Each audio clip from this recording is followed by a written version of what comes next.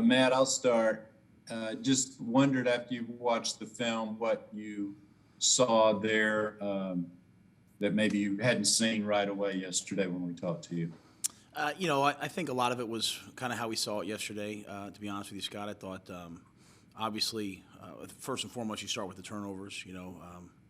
I think in the National Football League, if you turn the ball over 3 times, you have about a 7% chance of winning. Really a credit to a lot of guys that were in the game. It's to be quite honest, it's our 5th 3-turnover game of the year, and so you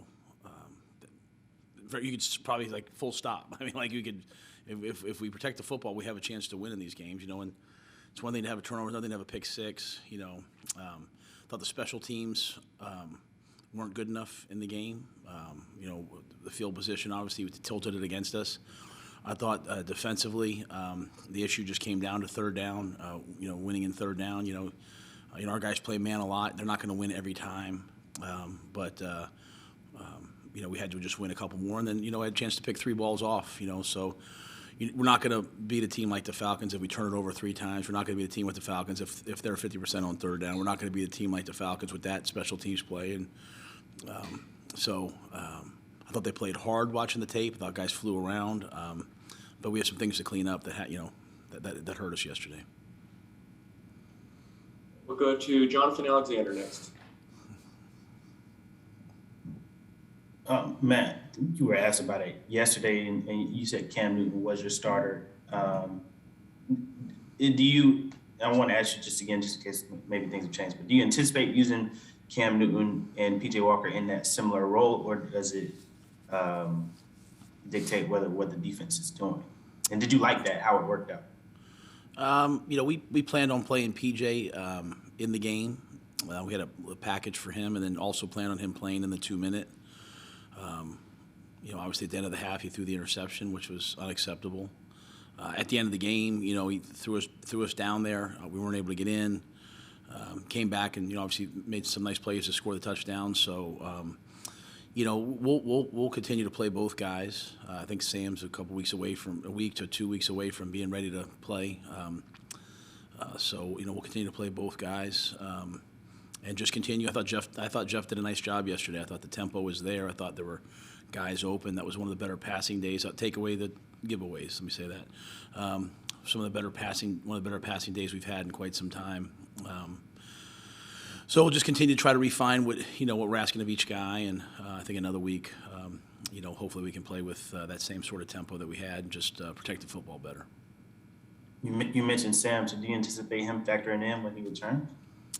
It's obviously a possibility. I mean, we just have to wait and see, kind of, But all I'm saying now is, just that he's out right now. That he's not a factor. We'll go to Joe Person next. Matt, what did you think of the offensive line play, in particular the guard play, and might you look at any kind of different combinations there? I thought the offensive line play was good enough. Obviously with Brady step in for the first time, I thought he played okay. I thought Dennis Daly having to play guard and slide back out to tackle when Cam got hurt, then slide back into guard. I think we'll probably have Michael Jordan back this week, or have a good chance, Joe, to have Michael Jordan back this week, and potentially Johnny. So we'll just have to kind of wait and see how it plays out. Some guys came out of that game banged up, so I think we'll have to get to Wednesday and see how Cam's feeling, how Michael's feeling, and put the best 5 out there. Next question will go to Ellis Williams. Matt, Stephon Gilmore played 69 snaps, 100% of the snaps yesterday. During the week, you didn't anticipate that being the case. What changed there? Well, I think maybe I didn't. Maybe I said it to one or two of you guys, maybe just talking. But I think the whole time coming into it, we thought once we got to the bye week that Stephon would be able to play a significantly larger role in the games moving forward. He got into the game and just felt healthy and felt good, and so we just continued to play him. So we wanted to play him as much as possible. We knew would be a larger number coming out of the bye, and then possible ended up being the whole game, which was great to have. And I thought he did a nice job in there. And then how about the rest of the secondary? CJ Henderson doesn't play.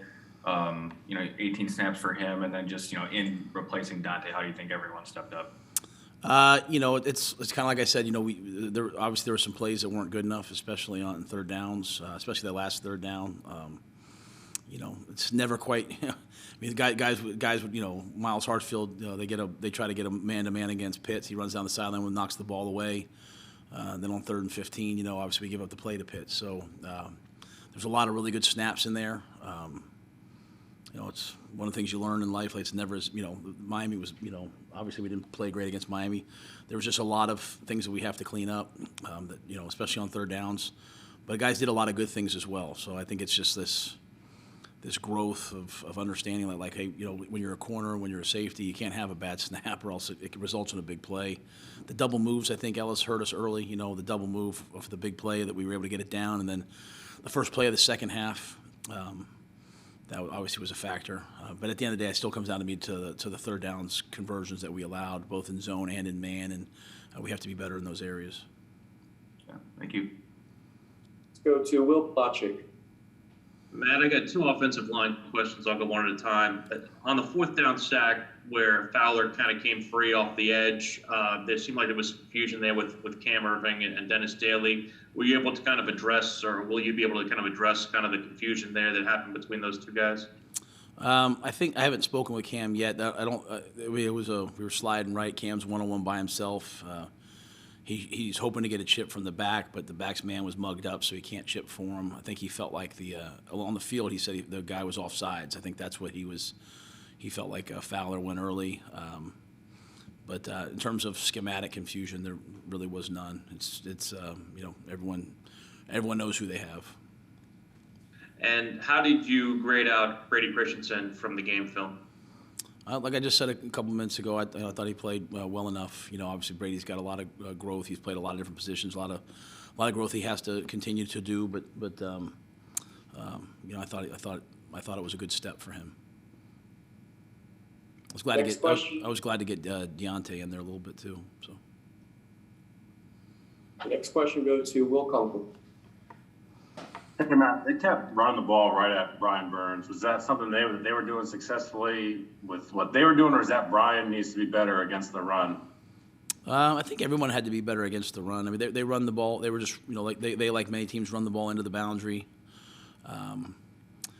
I think we had a lot of good stops against it. We had them like 3.6, but then some of the runs late popped, and this, 3 technique gets reached. On the one play, Hoskins got reached, which was a big long run.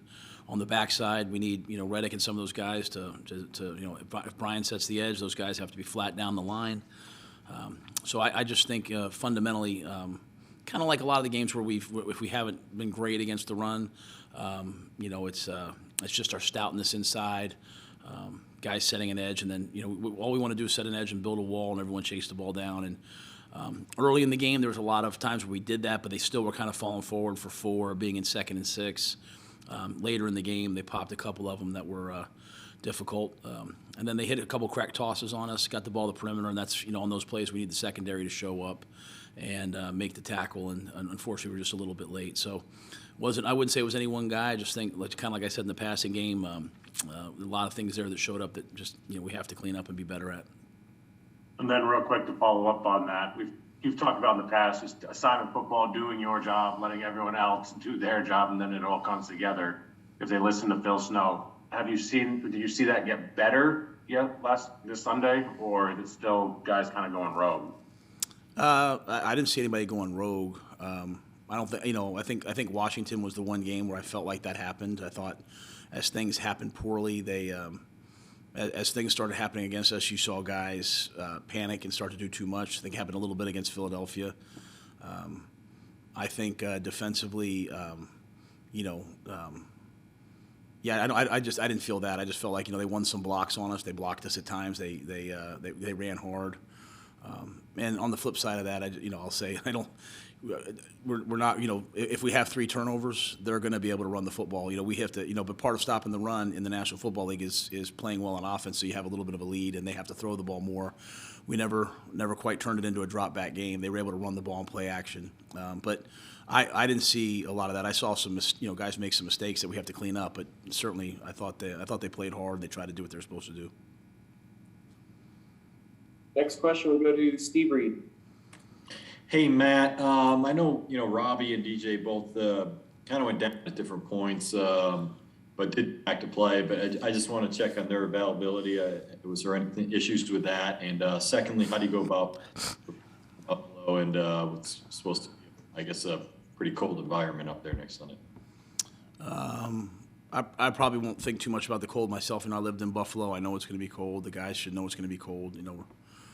If the cold prevents you from playing well as a professional athlete, then you have to question yourself. We have tough guys. I know even David asked the question yesterday about guys playing hard and all that. I mean, I think when you see a guy like Robbie get hit the way he got hit and comes back in the game, when Brian Burns goes down early with a sprained ankle and comes back in the game, when DJ pulled his hamstring. I'd say he's day to day right now. He pulls his hamstring and he comes back. They say he's out, and he says, "No, I'm playing." Goes back in the game. I mean, I have no issue with our guys' effort and toughness. But yeah, Robbie came back, and nothing lingering for him. And then DJ, we'd list him probably as day to day right now. Let's go to Brett Jensen next. Hi, Matt. When you were doing and resurrecting programs at Temple and Baylor, especially Baylor being such a difficult situation that you walked into, what have you found this to be a lot different, a lot harder? Is it harder maybe than you anticipated? The other places that you had, you kept progressing and progressing in year 3, you had the big turnaround. It seems like maybe this year the team has regressed a little bit in terms of performance. Is it difficult? What's the biggest differences between there and here? They're the same. It's the same situations. We're turning them. I'd say, Brett, I think the concept of regression is there because we're just turning the ball over too much. So in some areas, yes, I think our defense has improved this year from last year. But I think it's the same thing. You go through that first year, you try to get something established. You get into the second year, you have some good moments, you have some bad moments, you have ups and downs. You try to build consistency.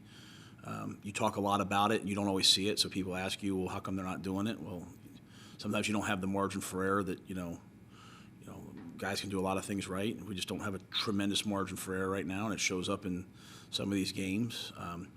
Like I said, we had 5 3-turnover games, and I take responsibility for the 3 turnover games. I'm not saying that, but the fact that we lost one of those in overtime, we lost one 21-18 to the Eagles, and this was a 1-score game, I think shows tremendous grit and by a lot of guys. We just have to clean some things up. But yeah, it's the same thing, in all those places. Year 2, we had a better roster. The football was better. In year 3, we continue to have a better roster. The football was better. So, I'm focused on right now. I'm not certainly looking at next year, and I'm certainly not looking at earlier part of this year. I'm just trying to get ready for Buffalo. Let's go to Joe Person. Matt, what was the reason you got activated Frankie and then ended up making him inactive? For him to be able to play on Sunday, Joe, he was going to have to be activated. He had passed enough tests that if he passed the test from Saturday into Sunday, he'd have been able to play. So the rules say you have to activate him, and then if you want to try to play him on Sunday, and then you had to wait till Sunday morning to see if his test came back completely clean. So he was ruled out medically on Sunday. So, but it was about a 10 to 15% chance that he would be ruled out, and about an 85% chance he'd be ruled in, and he was ruled out. So, does that make him still back COVID protocol then, or on the list? He should be back today. He should be back today. And then, completely different topic, but wondering if you could walk us through going for 2 there at the end. I know you ended up having to kick it, but what were the analytics and so forth? Yeah, that's one of those big analytics debates. The analytics guys all say you should go for 2 there. The thought process being down 15. It was 15, yes, Joe? 15, right? down 15, you're going to have to go for 2 at some point, right? You know, was it 15 guys? Was it 16? Down 15. 15, okay, yeah. So it's what Mike McCarthy did last year in Dallas, right? So if you score the touchdown and kick the extra point like we ended up doing, now you're down 8. You have to go down and score. You only have a finite amount of time, right? So you kick off, you try to play defense, get the ball, go down and score. You go for 2 then. You have to go for 2 either time. So if you go for 2 the second time and it's no good, the game's over, right? Or you have 12 seconds left. If you go for 2 the first time and you get it, now it's a 7-point game. If you go for 2 the first time and you don't get it, at least now you know, hey, we need to score twice, and now you onside kick, as opposed to kicking it off and playing defense like we did. So it's kind of the age-old, like, classic football emotion. You know, hey, if you go for 2 and you don't get it, your team probably is like, oh, we're out of the game. But in terms of strategy and using the time correctly and wisely, the by-the-book, analytic-based thing is to go for 2 the first time. I'd say for me, I think all the analytics are just one small piece of the puzzle. I think we had a great play for, obviously we have Cam Newton, who's going to get 2 yards more often than not. I thought we had a great play. As the play unfolded, before they blew the whistle, it looked like we were going to score. So, I was just saying, hey, this is the play. Let's go for it now, and that way we know whether we should onside kick it or not. That's the thought process. All right, got time for a few more, so we'll go to Steve Reed and then Jonathan Alexander. Hey, Matt, I know you talked about, rotating Cam and PJ. Is there any thought at all, just curious, to going back to the strategy with Arizona where PJ was the main guy and then you brought Cam in as the alternative? I mean, just checking to see if that has crossed your mind or you thought that option at all. Yeah, I think coming out of Arizona, there was some conversation about that. I think we wanted to put Cam out there and really see the things that he can do. And I think he started the games off really well. So obviously, he's taken the ball down and scored on the first drive, and then against Miami, the second drive. It's kind of thereafter, in the first drive of the second half, we went right down the field and scored. So it's just kind of the in-between, areas, the lulls. We dropped a snap on the second drive of the game, was about to be a good play. Led to a 3-and-out. We dropped the snap on the fumble. So I just think it's those detail things that we just, have to clean up. In terms of the strategy moving forward this week, obviously I'm not going to say too much. It's Monday and Buffalo has to prepare for both guys. But, I'm sure that Cam will continue to play better and better and better, and PJ's someone we have confidence in. So, we'll continue to work both guys. Man, you briefly mentioned being able to get Deontay in there. I think he played a snap. Where are you at with him as far as his preparedness? I know he had to lose all that weight, and seeing what he can do and what he can potentially do for you all moving forward. Yeah, it hurt. I think it hurt for him to be hurt for a while. I mean, as a guard in your rookie year, as many snaps as you're getting, even if it's on practice, to miss those weeks, that wasn't great. But I think he had a good week last week. So, getting your first snap or 2 in the NFL might seem like, but it's a big deal to those guys. So I'm anxious to see him continue to grow. I think Deontay's going to be a good player. I think Deontay and Brady are both going to be good players. So just Deontay's kind of biding his time. But I do think the injury, Jonathan, and the time out surely slowed a little bit of his growth. But since he's been back, he's gotten better and better. I thought he had a good week last week.